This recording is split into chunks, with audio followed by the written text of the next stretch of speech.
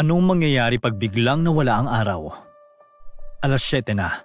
Kailangan mo nang bumangon para sa trabaho mong nagsisimula ng alas 9. Tinignan mo ang sarili mo sa salamin bago ka lumabas ng bahay upang kunin ang newspaper.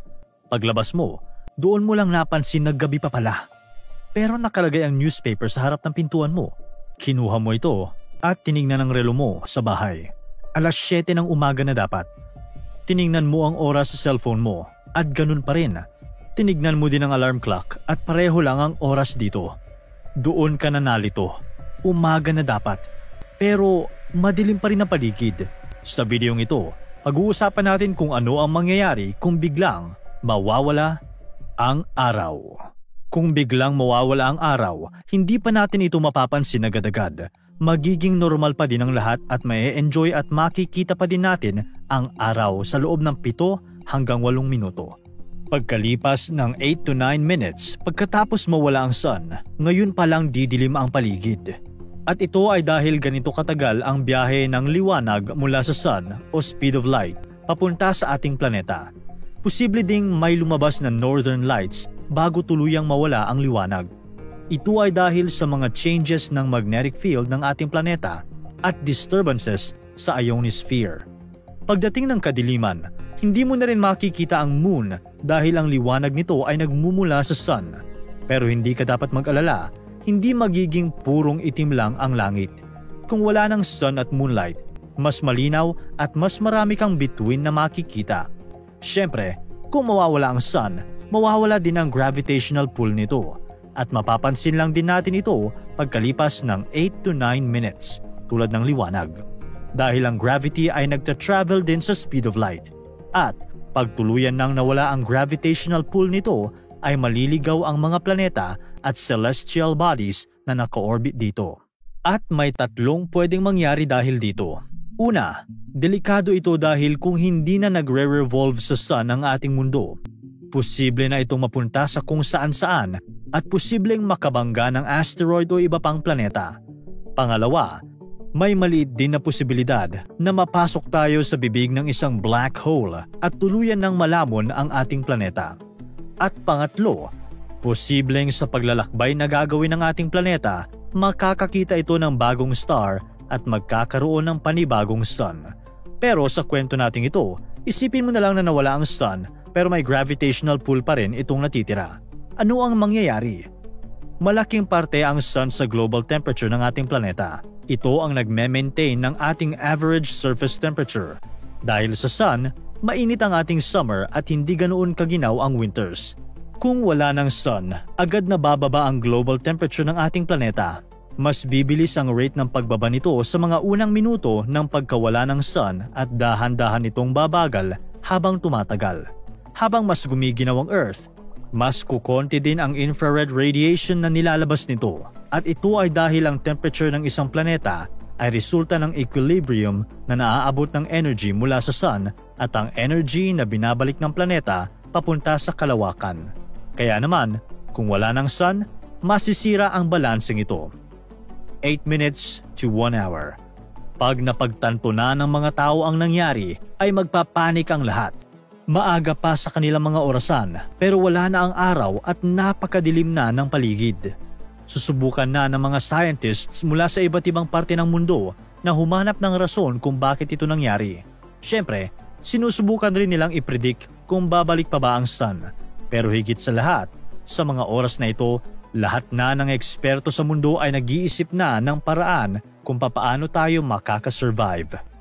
After 24 hours, ayon sa mga eksperto, bababa ng 1.4 Fahrenheit ang global average temperature ng ating planeta. Hindi pa gaanong kalaki ang pagbagsak nito dahil may mga heat stores ang ating planeta mula sa ating atmosphere, sa ating mga karagatan at ating crust. Kung nasa mainit ka na parte ng ating mundo, siguro ay makakaramdam ka lang ng konting lamig. Subalit kung nasa maginaw na parte ka na nakatira, ang pagbagsak na ito ay may malaki ng epekto sa iyo. Kung noon ay kailangan mo ng 2 layers ng damit upang makalabas sa bahay, kakailanganin mo na ng 3 o 4 na layers ngayon. Isang malaking epekto ng pagkawala ng sun ay ang pagkagambala ng ating circadian rhythm. Ang circadian rhythm ay ang 24-hour internal clock sa ating mga utak na siyang nagre-regulate ng ating pagiging alerto at ang pagkaramdam ng antok. Nakadepende ito sa pag-iiba ng kulay sa ating paligid. Ito ang rason kung bakit alerto tayo sa umaga at pagod at inaantok na tayo pagdating sa gabi. Kung wala ng sun at gabi na lang palagi, ano ang mangyayari sa ating internal clock? Isa sa mga pinaka-importanteng contribution ng sun sa ating buhay ay ang naitutulong nito sa ating mga halaman. Siyempre, ang photosynthesis. Kailangan ng mga halaman ng liwanag na galing sa araw upang gawin itong chemical energy na ginagawa nilang pagkain upang mas tumubo pa at makaproduce ng oxygen. Kaya naman, kung mawawala ang sun, dahan-dahang mamamatay ang ating mga pananim. Sa unang 24 hours, hindi pa ito magkakaroon ng malaking epekto. Pero habang mas tumatagal ang pagkawala ng sun, makikita rin natin ito sa mga halaman. Maaapektuhan din ang mga hayop sa pagkawala ng sun. Ang hindi nawawalang gabi ay makakaapekto sa kanilang body clocks. Marami din sa kanila ay may survival strategies na nakadepende sa sun. Isang halimbawa dito ay mga squirrels na naghahanap ng pagkain sa araw dahil mas nakikita pa nila ang kanilang paligid at nagpapahinga sila pagsapit ng gabi. Kung wala ng sun, mahihirapan sila makapaghanap ng pagkain. Ginagamit din ng mga ibon ng sun para sa kanilang navigation. Malaki ang naitutulong nito upang malaman nila kung nasaan sila at saan sila pupunta. Pagkatapos ng 24 hours na walang sun, hindi pa nararamdaman ng mga hayop sa dagat ang pagkawala ng sun. 1 week later, aabot na sa 1 degree Fahrenheit ang surface temperature ng ating planeta. Halos lahat ng mga halaman ay patay na. Kasama nilang mamamatay ang mga herbivores, ang mga hayop na nabubuhay sa halaman. Mamamatay din ang mga hayop na hindi nakakasurvive sa sobrang lamig na paligid, katulad ng mga leon o tigre. Sa mga panahong ito, unti-unti nang nagiging yelo ang surface ng dagat, pero mainit pa rin ang mga nasa ilalim ng karagatan. Siguradong agad na magtatayo ng shelters ang mga tao na kayang iwasan ang sobrang lamig sa labas. Posible ding may mga taong maghuhukay at mapipilitang tumira sa underground. Dahil sa init ng crust, nakukontra nito ang lamig. Ang init sa loob ng planeta ay mararamdaman na lamang sa mga lugar na may tectonic faults dahil sa lumalabas na geothermal energy mula dito. Sa katunayan, may ilang taong gagawa ng mga geothermal vents upang masurvive ang lamig. After 1 month, magiging negative na ang temperature ng ating planeta, negative 22 degrees Fahrenheit. Nagsisimula na magyelo ang ating planeta at halos lahat na ng mga halaman ay patay na.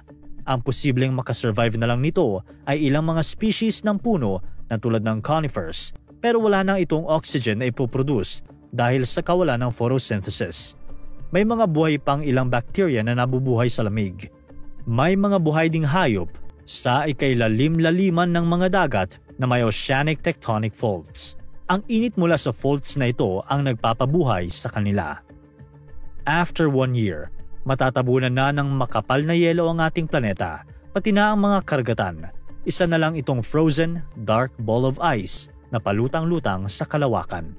Nasa negative 40 degrees Fahrenheit na ang temperature dito at ang tanging natitira na lamang ay ang mga isdang nakatira sa pinakailalim ng mga karagatan.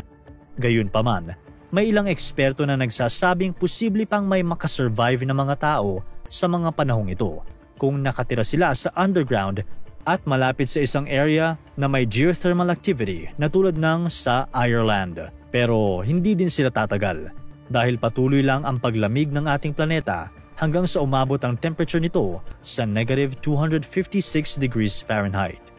Ang tanong, nakaranas na ba tayo ng tulad nito? Hindi pa natin naranasang mawala ang sun. Siyempre, may nangyari na sa ating planeta na tila nawala ang epekto ng sun.